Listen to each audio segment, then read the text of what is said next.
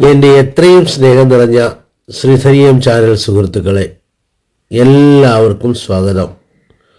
സുഹൃത്തുക്കളെ, ഇന്ന് നമുക്ക് മിഥുനൻ രാശിയുമായി 2025 വ്യാഴത്തിനുള്ള റിലേഷൻസ്, അതായത് വ്യാഴഗ്രഹം 2025 ഗോചരാവസ്ഥയിൽ മിഥുനത്തിനെ എങ്ങനെ ബാധിക്കും, ഓർ നമുക്ക് വേറൊരു വിധത്തിൽ പറഞ്ഞു കഴിഞ്ഞാൽ മിഥുനത്തിലായുള്ള 3 നക്ഷത്രങ്ങളായ മകയിരം, തിരുവാതിര, പുണർദം, ഈ 3 നക്ഷത്രങ്ങളെ എങ്ങനെയാണ് ഗുരുഭഗവാൻ എഫക്റ്റ് ആകുന്നത് എന്ന് നമുക്കൊന്ന് മനസ്സിലാക്കാം. സുഹൃത്തുക്കളെ, നിങ്ങളുടെ സബ്സ്ക്രിപ്ഷനും ലൈക്കും എനിക്ക് വളരെ പ്രധാനപ്പെട്ടതാണ്. അതുകൊണ്ട് ദയവ് ചെയ്ത് എല്ലാവരും ലൈക്ക് ചെയ്യാനും ഷെയർ ചെയ്യാനും സബ്സ്ക്രൈബ് ചെയ്യാനും മറക്കരുതേ. ഇനി നമുക്ക് ആദ്യമായി ഈ മിഥുനൻ രാശിയുടെ സ്വഭാവത്തെ പറ്റി നമുക്കൊന്ന് പഠിക്കാം. മിഥുനൻ രാശി എന്ന് പറയുന്നത് ഒരു ഉഭയരാശിയാണ്. ഉഭയരാശി എന്ന് പറഞ്ഞാൽ എന്താണെന്ന് വെച്ചാൽ, രാശികളെ പൊതുവേ വന്നിട്ട് സ്ഥിരം, ചരം, ഉഭയം എന്നിങ്ങനെ 3 തരത്തിൽ വിഭജിക്കുന്നു. അതതിൻ്റെ നമുക്ക് ആ വേർഡുകളിൽ നിന്ന് തന്നെ മനസ്സിലാക്കാം. സ്ഥിരരാശി എന്ന് പറഞ്ഞു കഴിഞ്ഞാൽ മിക്കവാറും വളരെ കോൺസ്റ്റൻ്റ് ആയിട്ടുള്ളൊരു സ്വഭാവമായിരിക്കും എല്ലാ കാര്യങ്ങളിലും പുലർത്തുന്നത്. ചരം എന്ന് പറയുന്നത് ചലിച്ചുകൊണ്ടിരിക്കുന്ന അല്ലെങ്കിൽ മാറ്റിക്കൊണ്ടിരിക്കുന്നതെന്ന് പറയാം. ഉഭയം എന്ന് പറയുമ്പോൾ ഇത് രണ്ടും കൂടെ സ്ഥിരവും പ്ലസ് ചരമാണ് ഉഭയം. 2 സ്വഭാവവും കാണിക്കും. ചില സമയത്ത് സ്ഥിര സ്വഭാവം കാണിക്കും, ചില സമയത്ത് ചരത്തിൻ്റെ സ്വഭാവവും കാണിക്കും. അപ്പം മിഥുനൻ രാശി ഒരു ഉഭയരാശിയാണ്. ആ ഉഭയരാശിയിലെ അധിപൻ ആരാന്ന് വെച്ച് കഴിഞ്ഞാൽ ബുധനാണ്. ബുധൻ എന്ന് പറഞ്ഞാൽ എന്താണ്? ചുറുചുറുക്കിൻ്റെയും അതുപോലെ വിദ്യയുടെയും കാരകനാണ് ബുധൻ. ബുധ ഭഗവാന്റെ കളർ എന്തായിട്ട് നമ്മൾ കണക്കാക്കുന്നതെന്ന് വെച്ചാൽ പച്ച കളറാണ് ബുധ ഭഗവാനുള്ളത്. സോ മിഥുനത്തിന് നമുക്കൊരു പച്ച കളറായിട്ട് എടുക്കാം. ഞാൻ ഈ കളർ തിയറിലേക്ക് പിന്നെ പതുക്കെ വരാൻ കാരണം എന്താണെന്ന് വെച്ച് കഴിഞ്ഞാൽ, നമുക്ക് സൊല്യൂഷൻ കാണാൻ പോകുമ്പോൾ സൊല്യൂഷൻ എടുത്തപ്പോഴേ അത് വളരെ ഉപകരിക്കും കേട്ടോ. അതുകൊണ്ടാണ്. ഓക്കെ, അപ്പോൾ പച്ച കളറുള്ള ഒരു പച്ച കളറുള്ള പിന്നെ തെക്കൻ കാറ്റ് എന്നൊക്കെ കേട്ടിട്ടില്ലേ? തെക്കൻ കാറ്റ് എന്ന് പറഞ്ഞാൽ വളരെ സ്ലോ ആയിട്ട് നല്ല സുഖകരമായിട്ടുള്ളൊരു കാറ്റ്. അപ്പം കാറ്റിൻ്റെ സ്വഭാവമുള്ള, തെക്കൻ കാറ്റിൻ്റെ സ്വഭാവമുള്ള ഒരു രാശിയാണ് മിഥുനരാശി. ഇതിൽ നമുക്ക് 3 നക്ഷത്രങ്ങളായ മകയിരം, ചൊവ്വയുടെ നക്ഷത്രമായ മകയിരം, പിന്നെ തിരുവാതിര എന്ന് പറയുന്ന രാഹുവിൻ്റെ നക്ഷത്രമായ തിരുവാതിര, പുണർദം ഗുരുവിൻ്റെ നക്ഷത്രമായ പുണർദം, 3 നക്ഷത്രങ്ങൾ ഇരിക്കുന്നു. അവിടെ നമുക്ക് ആൾറെഡി ബുധൻ അവിടെ ലഗ്നാധിപതിയാണ്. പിന്നെ മിഥുനരാശിയുടെ അധിപതിയാണ്. അതിൻ്റെ കൂടെ മകയിരം എന്ന് പറയുമ്പോൾ ചൊവ്വ എന്ന് പറയുമ്പോൾ അറിയാമല്ലോ, തീയ്. അപ്പം തെക്കൻ കാറ്റും തീയും കൂടെ ചേർന്ന് കഴിഞ്ഞാൽ എങ്ങനെ ഉണ്ടാകും? ആ ഒരവസ്ഥയായിരിക്കും മകയിര നക്ഷത്രക്കാരുടെ സ്വഭാവത്തിലെല്ലാം കാണുന്നത്. മനസ്സിലാക്കിക്കോണം. ഇതൊക്കെ നമ്മുടെ ആചാര്യന്മാർ നമുക്ക് പറഞ്ഞു തന്നിരിക്കുന്നത് വെറുതെ ഒരു ബ്ലൈൻഡായിട്ടൊരു പേര് പോലെ സ്വഭാവം കൊടുക്കുന്നതല്ല.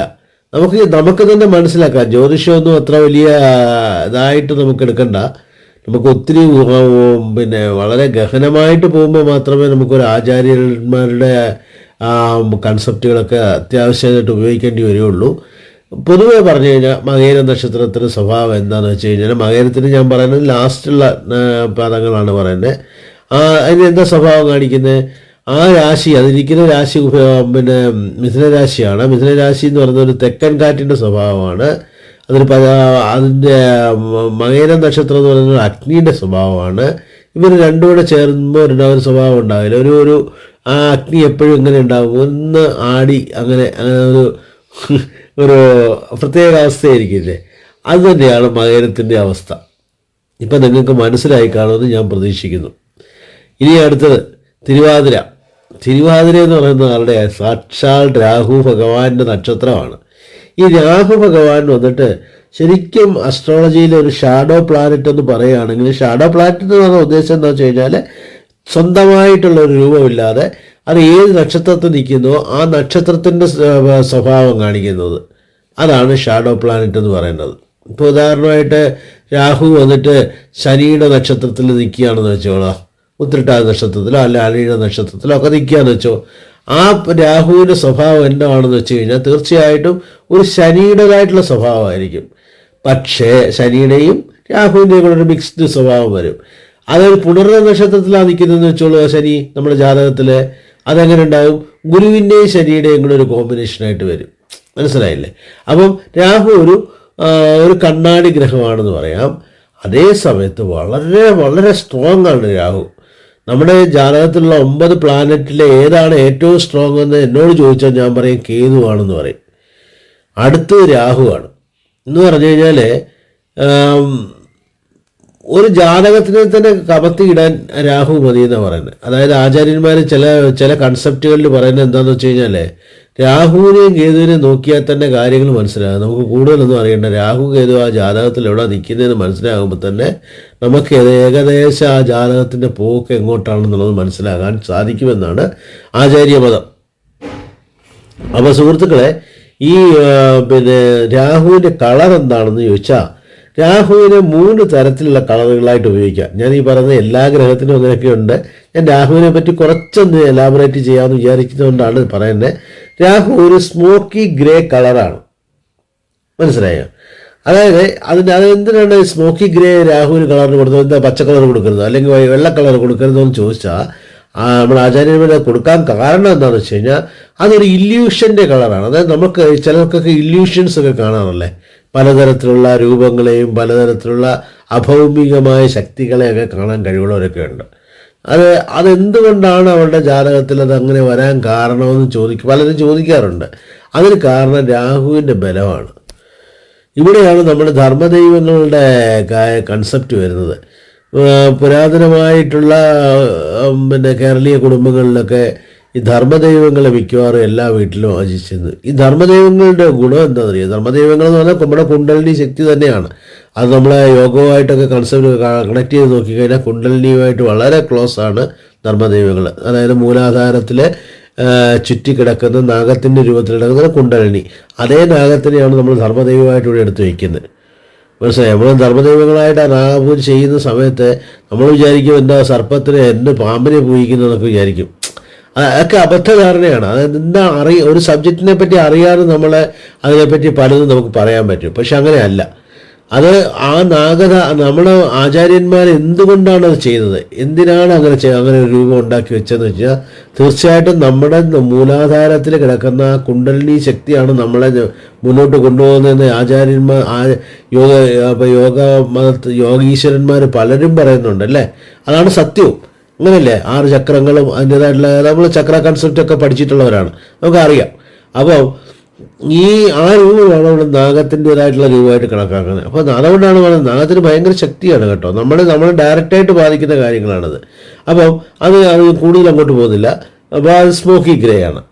പിന്നെ വേറൊരു കൺസെപ്റ്റ് എന്താണെന്ന് വെച്ച് കഴിഞ്ഞാൽ ഡാർക്ക് ബ്ലൂ ആയിട്ടും ഡാർക്ക് ബ്ലാക്ക് ആയിട്ടും ഒക്കെ കണക്കാക്കുന്നുണ്ട് ചില ഇടങ്ങളിൽ. അത് കാരണം ഇതിൻ്റെ അൺനോൺ ഒരു ഷാഡോ കൺസെപ്റ്റാണ്. അൺനോൺ ഷാഡോ കൺസെപ്റ്റ് എന്ന് പറഞ്ഞു കഴിഞ്ഞാൽ ഏത് തരത്തിലുള്ള നെഗറ്റീവായിട്ടുള്ള ഫോഴ്സിനെ പറ്റിയോ അല്ലെങ്കിൽ വേറെ തരത്തിലുള്ള മറവ് സ്ഥാനങ്ങളെ പറ്റിയൊക്കെ നമ്മൾ ആസ്ട്രോളജിയിൽ നോക്കുന്ന സമയത്ത് നമുക്ക് ഈ സർപ്പത്തിൻ്റെ സ്വഭാവം നമ്മൾ ആദ്യം നോക്കും. ജ്യോതിഷാചാര്യന്മാർ ആദ്യം നോക്കുന്ന സർപ്പത്തിൻ്റെ സ്വഭാവമാണ്. ആ സർപ്പത്തിൻ്റെ പിന്നെ ആരൂഢത്തിലെ ഏത് സ്വഭാവമാണോ ആ സ്വഭാവമായിട്ട് അത് വളരെ ബന്ധപ്പെട്ടിരിക്കും.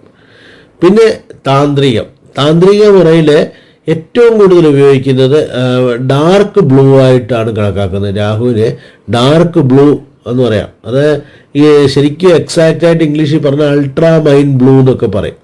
ആ ഒരു കളറിലാണ് രാഹുവിനെ നമ്മൾ താന്ത്രികത്തിൽ എടുക്കുന്നത്. അപ്പം ഇങ്ങനെയാണ് പോട്ടെ. ഇതാണ് നമ്മുടെ തിരുവാതിര നക്ഷത്രത്തിൻ്റെ പിന്നെ രാഹുവിൻ്റെ സ്വഭാവം. പിന്നെ അടുത്തത് പുണർദം. എല്ലാവർക്കും അറിയാം. ഗുരു എന്ന് പറഞ്ഞാൽ അറിയാത്തവരാരുമില്ല. മഞ്ഞ കളറിൽ വളരെ സൗമ്യതയുള്ള വളരെ ശാന്തശീലമായിട്ടുള്ള അറിവ് കൊടുക്കുന്ന ഒരു ഗുരു. അതേ സമയത്ത് ഗുരു മനസ്സുകൊണ്ട് വിഷമിച്ച് കഴിഞ്ഞാൽ തീർച്ചയായിട്ടും ആ ജാതകത്തിന് രക്ഷപ്പെടാൻ പറ്റില്ല. നിങ്ങൾക്കറിയാം, നമ്മൾ പിന്നെ ബ്രാഹ്മണർ ക്ഷത്രിയർ എന്നൊക്കെ പറയുമ്പോൾ ഈ ബ്രാഹ്മണ സ്വഭാവത്തെയാണ് ഞാൻ പറയുന്നത്. ഇതിനെയല്ല, ബ്രാഹ്മണ സ്വഭാവമുള്ള ഒരു മനുഷ്യന്, അതായത് പിന്നെ അവൻ സൗമ്യനായിരിക്കും, അവൻ വന്നിട്ട് വളരെ ആചാര്യ പിന്നെ ആചാരങ്ങളിൽ വളരെ ഇതായിരിക്കും. യാതൊരു തരത്തിൽ ആർക്കും ഒരു ഒരു ഉപദ്രവം ഉണ്ടാകാത്ത മനുഷ്യൻ. ഞാൻ അതാണ് ഉദ്ദേശിക്കുന്നുള്ളൂ കേട്ടോ. അങ്ങനെ വളരെ ഇതായിട്ട് പോകുന്ന ബ്രഹ്മത്തിനെ പറ്റി പഠിച്ച ആളാണ് ബ്രാഹ്മണൻ. അതാണ് സത്യം. ബ്രഹ്മത്തെപ്പറ്റി പഠിച്ചവർ മാത്രമേ ബ്രാഹ്മണനാകുള്ളൂ. അതുകൊണ്ട് അങ്ങനെയുള്ള മനുഷ്യൻ അങ്ങനെയുള്ള മനുഷ്യൻ. അപ്പം അവരെയൊക്കെ നമ്മൾ വിഷമിപ്പിച്ചെന്ന് വെച്ചോ, എന്തെങ്കിലും തരത്തിൽ അവർക്കൊരു മാനസികമായിട്ടൊരു വിഷമം കൊടുത്തെന്ന് വെച്ചോ, തീർച്ചയായിട്ടും നമ്മൾ ഭയങ്കരമായിട്ട് ബാധിക്കും സുഹൃത്തുക്കളെ. കാരണം എന്താണെന്നറിയോ, അത് ഡയറക്റ്റ് ഇമ്പാക്റ്റാണ്, ഗുരുവിനെ ഡയറക്റ്റ് ഇമ്പാക്റ്റ് ചെയ്യുന്നതാണ്. അതുപോലെ തന്നെ അവരുടെ കയ്യിൽ നിന്ന് അനുഗ്രഹം വാങ്ങിക്കുന്നത് വളരെ നല്ലതാണ്. അതുകൊണ്ടാണ് എപ്പോഴും നമ്മൾ പറയുന്നത്, നമ്മൾക്ക് ആചാര്യന്മാരായിട്ടുള്ള അത് ഏത് ആചാര്യന്മാരായാലും ശരി, അവരുടെ കയ്യിൽ നിന്ന് നമ്മൾ അനുഗ്രഹം വാങ്ങിക്കണമെന്ന് പറയാൻ കാരണം അതാണ്. പ്രത്യേകിച്ച് നമ്മുടെ കുട്ടികളെ അത് പഠിപ്പിക്കണം. നമ്മുടെ കുട്ടികളിപ്പോൾ വന്ന് അവർക്ക് എന്താ ചെയ്യേണ്ടത്, എങ്ങനെ ചെയ്യേണ്ടത്, എല്ലാവരെയും ഹായ് പറയാൻ പഠിച്ചു പോയി, എല്ലാവരെയും സുഹൃത്തുക്കളായിട്ട് കണക്കാക്കുന്നത് തെറ്റൊന്നുമില്ല, എല്ലാവരും സുഹൃത്തുക്കൾ തന്നെയാണ്. പക്ഷേ നമുക്ക് കിട്ടേണ്ട ചില കാര്യങ്ങൾ കിട്ടണമെന്നുണ്ടെങ്കിൽ നമ്മൾ ഇരിക്കേണ്ടിടത്ത് ഇരിക്കേണ്ട പോലെ ഇരിക്കണം. അതുകൊണ്ട് അതിനനുസരിച്ച് നമ്മുടെ കുഞ്ഞുങ്ങളെ പഠിപ്പിക്കണം. അവരെ മറ്റുള്ളവരെ റെസ്പെക്റ്റ് ചെയ്യാൻ പഠിപ്പിക്കണം. ഇതിൻ്റെ മെയിൻ ഉദ്ദേശം എന്താണെന്ന് വെച്ചാൽ നമുക്ക് ഗുരുബലം കൂടുക എന്നുള്ളതാണ് കേട്ടോ. പിന്നെ ഞാൻ ഈ മിഥുനരാശിയുടെ കാര്യം പറയുമ്പോൾ, മിഥുനരാശിയെ സംബന്ധിച്ചോളം അൺഫോർച്ചുനേറ്റ്ലി അതിൻ്റെ 7ഉം 11ഉം ഭാവങ്ങൾ ഏത് ഉഭയരാശിയായാലും അതിൻ്റെ 7ാം ഭാവാധിപതിയും 11ാം ഭാവാധിപതിയും ബാധകാധിപതിയായിരിക്കും. അതുപോലെ 7ാം ഭാവാധിപതി മാരകാധിപതിയായിരിക്കും. അങ്ങനെ നോക്കുമ്പം നമ്മുടെ മിഥുനൻ രാശിയുടെ 7ാം ഭാവമായിട്ടുള്ള ധനു ആയാലും മീനമായാലും അതിൻ്റെ അധിപതി ഗുരുവാണ്. അതുപോലെ ബാധകാധിപതി ഗുരുവാണ്. മാരകാധിപതി എന്തായിരിക്കും? ഇപ്പം ചൊവ്വായുമായിരിക്കും അല്ലേ. അപ്പോൾ ഇവരെ രണ്ടുപേരും ഒന്ന് കൺസിഡർ ചെയ്യണം. എപ്പോഴും ഉഭയരാശിക്കാർ എല്ലാവരും പറയുന്നു ഗുരു വരുന്നതുകൊണ്ട് സൂപ്പറാണ്. അങ്ങനെയല്ല സുഹൃത്തുക്കളെ. നമ്മളുടെ രാശിക്ക് അതെങ്ങനെയാണ് അഫക്റ്റ് ആകുന്നത്? ബാധകാധിപതി എന്ന് പറയുന്നത് നമ്മുടെ ജന്മത്തിൽ ഇപ്പോൾ ഈ ഗുരു വന്നിട്ട് ഞാൻ ഇത്രയും പറഞ്ഞ എന്തിനാന്ന് വെച്ച് കഴിഞ്ഞാൽ, ഈ ഗോചര സ്വഭാവത്തിലുള്ള ഗുരുഭാവം നമ്മുടെ ജന്മത്തിൽ, അതായത് മിഥുനത്തിൻ്റെ ജന്മത്തിൽ വരുമ്പോൾ എന്താ സംഭവിക്കുക എന്ന് വെച്ച് കഴിഞ്ഞാൽ, അവർ ആൾറെഡി ഒരു ബാധകാധിപതിയും മാരകാധിപതിയാണ് ഗുരു. അതുകൊണ്ട് അത് അത്ര പോസിറ്റീവായിട്ട് വർക്ക് ചെയ്യുക എന്ന് പറയുന്ന ഒരു കൺസെപ്റ്റ് തെറ്റാണെന്നാണ് എൻ്റെ വിശ്വാസം. മനസ്സിലായില്ലേ? അൺലെസ് ആ ബുധൻ വന്നിട്ട് ആ ഗുരു വന്നിട്ട് നമ്മുടെ ആരൂഢത്തിൽ അത്ര സ്ട്രോങ് ആയിട്ട് ഗുരു നിൽക്കുകയാണ്, അത്ര പോസിറ്റീവായിട്ട് നിൽക്കുകയാണെങ്കിൽ ഒരു പക്ഷേ അത് ഉപദ്രവിക്കാതെ വിടും. അതേ ഉള്ളൂ. അതൊന്നും നമ്മുടെ ആരൂഢം ഒന്ന് ശ്രദ്ധിച്ചോണം. ആരൂഢത്തിലുള്ള ഗ്രഹങ്ങളുടെ ബലം, ഗുരുവിൻ്റെ ബലം ഒന്ന് മനസ്സിലാക്കിയിട്ട് വേണം നമ്മൾ ഗോചര ഗുരുവിനെ എങ്ങനെ നമ്മളെ ബാധിക്കുന്നു എന്ന് മനസ്സിലാക്കേണ്ടത്. അപ്പം ഓഫ് കോഴ്സ് ആ ഗോചരത്തിൽ നമ്മൾ പറയുന്ന പോലെ മകരത്തിലേക്ക് വരുന്ന ഗുരു വന്നിട്ട് 1ാം ഭാവത്തിലേക്ക് തന്നെയാണ്. കാരണം ഗുരു അവിടെ അല്ല നിൽക്കുന്നത്. അതുകൊണ്ട് നമുക്ക് മാനസികമായി, അത് ജന്മധാരയിലാണ് നിൽക്കുന്നത്, മാനസികമായി ടെൻഷൻ ഉണ്ടാക്കും അത്. അതുപോലെ 2ാം ഭാവത്തിൽ നിൽക്കുന്നത്, അതായത് തിരുവാതിര നക്ഷത്രത്തിന് അതുപോലെ ധനഹോരയിലാണ് നിൽക്കുന്നത് അല്ലേ. അപ്പോൾ അത് പ്രശ്നം ഉണ്ടാക്കത്തില്ല, അത് ഓക്കെ, അത് നമുക്ക് സമ്പത്തിനെ തരും. അതുപോലെ 3ാം ഭാവവും വന്നിട്ട് അത്ര വളരെ വലിയ പ്രശ്നങ്ങളൊന്നും ഉണ്ടാക്കില്ല, എന്നാലും ചെറിയ ചെറിയ വിഷമങ്ങൾ നമുക്ക് സഹിക്കേണ്ടി വരും. പൊതുവേ വന്നിട്ട് ഗുരുവിൻ്റെ മിഥുനരാശിയിലുള്ള മാറ്റം 2025 ആദ്യത്തെ പകുതി, ഏകദേശം ഒരു 4-5 മാസം, മെയ് മുതൽ ഒരു 4-5 മാസത്തേക്ക് വന്നിട്ട് അത്ര ഒരു ശോഭനമാണെന്നൊന്നും പറയാനൊക്കില്ല. തിരുവാതിരയ്ക്ക് മാത്രം കുറച്ച് ഓക്കെ എന്ന് പറയാം. ഓക്കെ, ഇനി നമുക്കതിൻ്റെ സൊല്യൂഷനിലേക്ക് വരാം. അതാണല്ലോ മുഖ്യം. നമുക്കറിയാം, നമ്മളെപ്പോഴും എടുക്കുന്ന പോലെ കളർ തിയറിയിലേക്ക് വരാം. ചൊവ്വ എന്ന് പറയുന്നത് ചുവപ്പാണ്, മകര നക്ഷത്രത്തിൽ ചൊവ്വയാണ്. അതിൽ മിഥുനത്തിൽ നിൽക്കുന്നത് കൊണ്ട് പച്ച കളറുള്ളൊരു കുറച്ച് പെയിൻ്റ് എടുക്കുക. അതിൻ്റെ കൂടെ ഒരു ചുവന്ന പെയിൻറ്റ് വയ്ക്കുക, അതായത് ചൊവ്വയുടെ പെയിൻറ്റ് വയ്ക്കുക. അതിൽ വീണ്ടും നമ്മളെന്താ ഗുരുവിൻ്റേതായിട്ടുള്ള മഞ്ഞ വയ്ക്കുക. ഇതെല്ലാം കൂടെ ചേർത്ത് എന്ത് കളറെന്ന് നമുക്കൊന്ന് ഏകദേശം ഒന്ന് സൂചിപ്പിച്ച് നോക്കിയേ. നിങ്ങൾക്ക് മനസ്സിലാവുക എന്തുകൊണ്ടാണ് ഞാൻ ജന്മധാരയിൽ വിഷമം ഉണ്ടാകുന്നതെന്ന് പറയാൻ കാരണം ബ്രൗണിഷ് കളർ വരും, ഏകദേശം ബ്രൗണിഷ് കളറായിട്ട് വരും. ഈ ബ്രൗൺ കളറ് ആരുടെ കൺസെപ്റ്റാണെന്നറിയാവോ? കേതുവിൻ്റെ കൺസെപ്റ്റാണ്. അപ്പം നമുക്ക് അവിടെ നടക്കാൻ പോകുന്നത് ഒരു കേതുവിൻ്റെ സ്വഭാവമാണ് നമുക്ക് ശരിക്കും എഫക്റ്റ് ആകാൻ പോകുന്നത്. അതായത് ഞാൻ പറയുന്നത് നാഡി അസ്ട്രോളജിയിലൊക്കെ പറയും പ്ലാനറ്റ്സിൻ്റെ സ്വഭാവം എങ്ങനെയാണ് കണക്കാക്കുന്നതെന്ന് വെച്ച് കഴിഞ്ഞാൽ അവരുടെ എല്ലാവരുടെയും ഒരു കോമ്പിനേഷനെ നമ്മളെപ്പോഴും എടുക്കേണ്ട, ഇൻഡിവിജ്വലായിട്ട് എടുത്ത് നോക്കരുത്. അപ്പോൾ അവിടെ അതാണ് സംഭവിക്കാൻ പോകുന്നത്. അപ്പോൾ നമുക്ക് എന്താണ് പരിഹാരം പറ്റുക? നമുക്ക് മിഥുനം എന്ന് പറയുമ്പോൾ തന്നെ നമുക്ക് ശ്രീകൃഷ്ണൻ എടുക്കാം. കാരണം പച്ച കളർ എന്ന് പറഞ്ഞാൽ കൃഷ്ണനാണ് അതിൻ്റെ ആൾ. അപ്പോൾ കൃഷ്ണൻ്റെ അടുക്ക എന്ത് ചെയ്യാം? ഗുരുവുണ്ട്. അപ്പോൾ ഗുരുവും കൃഷ്ണനും നമുക്ക് ഈസിയായിട്ട് ഗുരുവായൂരപ്പനെ എടുക്കാം അല്ലേ? ഗുരുവായൂരപ്പനോട് എടുക്കുന്നുണ്ട്. നെയ്യ് എടുക്കാം. ചുവപ്പ് എന്ന് പറയുമ്പോൾ നമുക്ക് വന്നിട്ട് ഒരു ചുവന്ന വസ്ത്രം എടുക്കാം, അല്ലെങ്കിൽ ആ ചുവപ്പ് അല്ലെങ്കിൽ അഗ്നി എടുക്കാം, എങ്ങനെ വേണേലും എടുക്കാം. അപ്പോൾ നമുക്ക് ഗുരുവായൂരപ്പന് ഒരു നെയ്വിളക്ക് കത്തിക്കുക. ഇത് വന്നിട്ട് മകര നക്ഷത്രത്തിന് പൊതുവേ നന്നായിട്ടുണ്ടാകും. അടുത്തത് രാഹുവിൻ്റെതായിട്ടുള്ള കൺസെപ്റ്റാണ്. രാഹുവിനെയും കൃഷ്ണനെയും ഗുരുവിനെയും വെക്കുമ്പോൾ നമുക്ക് കാളീയ മർദ്ദനം ചെയ്യുന്ന കൃഷ്ണനെ കണ്ടിട്ടുണ്ടോ നിങ്ങൾ? അങ്ങനെയുള്ള ഒരു വിഗ്രഹത്തെ ഒന്ന് കൺസെപ്റ്റ് ഒന്ന് ആലോചിച്ച് നോക്ക്.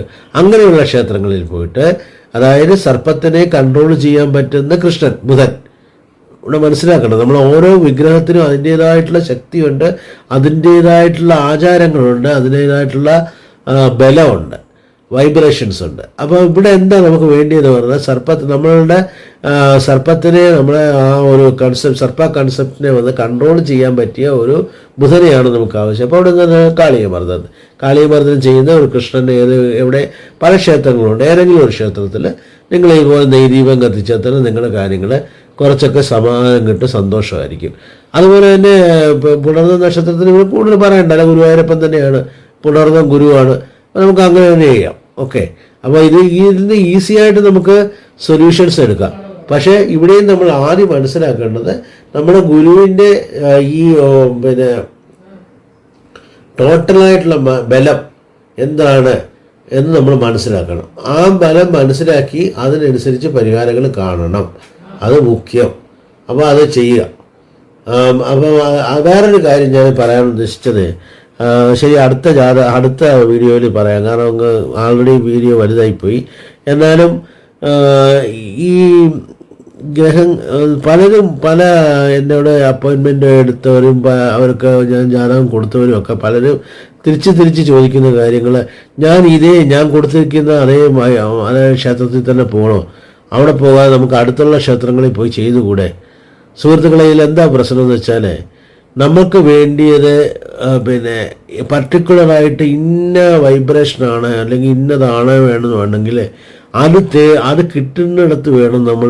നമുക്കറിയാം ക്ഷേത്രാചാരങ്ങളെ പറ്റി നമുക്കറിയാം, ക്ഷേത്രങ്ങളുടെ കൺസെപ്റ്റുകളെ പറ്റി അറിയാം. അതുകൊണ്ട് അങ്ങനെ പല ബുക്കുകളും നിങ്ങൾ വായിച്ചിട്ടുണ്ടാവും. ഓരോ ക്ഷേത്രത്തിനും അതിൻ്റേതായിട്ടുള്ള വൈബ്രേഷൻസ് ഉണ്ട്, അതിൻ്റേതായിട്ടുള്ള ആചാരങ്ങളുണ്ട്. അത് ഒരിക്കലും മാറാൻ പാടില്ല. കാരണം അവിടെയുള്ള വൈബ്രേഷൻസ് അതനുസരിച്ചായിരിക്കും. അതിനെ പോയി നമ്മുടേതായിട്ടുള്ള കൺസെപ്റ്റിൽ മാറ്റാൻ പറ്റില്ല. അപ്പോൾ നമുക്ക് നമുക്ക് എന്താ ആ എനർജിയാണ് ആവശ്യം, ആ എനർജി ഇന്ന ക്ഷേത്രങ്ങളിൽ ഉണ്ടായിരിക്കും. കാരണം അതിൻ്റെ ഈ പരിഹാരങ്ങളൊക്കെ പറയുന്നത് എപ്പോഴും വന്നിട്ട് ആ ക്ഷേത്രോൽപത്തിയെ പറ്റി മനസ്സിലാക്കി, ആ ക്ഷേത്രത്തിൻ്റെ ബാക്ക്ഗ്രൗണ്ട് മനസ്സിലാക്കി, അത് വെച്ചിട്ടാണ് ആചാര്യന്മാർ പരിഹാരങ്ങളെല്ലാം ഉണ്ടാക്കിയിരിക്കുന്നത്. അപ്പോൾ ആ പർട്ടിക്കുലറായിട്ട് അവിടെ പോകുമ്പോൾ നമുക്ക് ഏത് നമുക്ക് നിഷേധിച്ചിരിക്കുന്നോ ആ എനർജി നമുക്ക് കിട്ടും. ആ എനർജി കിട്ടിയാൽ തന്നെ നമ്മൾ ഓട്ടോമാറ്റിക്കായി വർക്കാകാൻ തുടങ്ങും. ഇതാണ് കൺസെപ്റ്റ്. അപ്പോൾ അതുകൊണ്ട് ദയവ് ചെയ്ത് എനിക്കറിയാവുന്ന കാര്യം ഞാൻ പറയാം. പർട്ടിക്കുലറായിട്ട് ഇന്ന സ്ഥലത്ത് പോയി ഇന്ന ടൈമിൽ കാര്യങ്ങൾ ചെയ്താലേ ആ ഒരു പ്രശ്നം മാറുകയുള്ളൂ. ജനറലായിട്ടുള്ള ചെറിയ പരിഹാരങ്ങൾ നമ്മളിപ്പോൾ പറഞ്ഞ പോലെ നെയ്വിളക്ക് കത്തിക്കുക, ചെറിയ ഗോചര ചേഞ്ചുകൾക്കൊക്കെ അത് നമുക്ക് പറ്റും. പക്ഷേ ജന്മജാതകത്തിൻ്റെ ടോട്ടലായിട്ടുള്ള വിഷമങ്ങൾ മാറ്റണമെന്നുണ്ടെങ്കിൽ തീർച്ചയായിട്ടും അതിൻ്റേതായിട്ടുള്ള ക്ഷേത്രങ്ങളിൽ പോയി മനസ്സിലാക്കാം. അവിടെ തന്നെ പോയി നമ്മൾ പരിഹാരം ചെയ്തേ പറ്റുള്ളൂ. ഓക്കെ, അപ്പോൾ സുഹൃത്തുക്കളെ, ഞാൻ ഇത് വീഡിയോ ചുരുക്കുകയാണ്. എല്ലാവരോടും ദയവ് ചെയ്ത് ഞാൻ റിക്വസ്റ്റ് ചെയ്യുകയാണ്, ദയവ് ചെയ്ത് ലൈക്ക് ചെയ്യുക, ഷെയർ ചെയ്യുക, അതുപോലെ സബ്സ്ക്രൈബ് ചെയ്യാനും മടിക്കരുത്. അത് എനിക്ക് വളരെ ഉപകാരമായിരിക്കും. കൂടുതൽ വീഡിയോ ഇടാനുള്ള ഒരു പ്രേരക ശക്തിയായിരിക്കും മാറുന്നത്. നമസ്കാരം സുഹൃത്തുക്കളെ, താങ്ക് യു.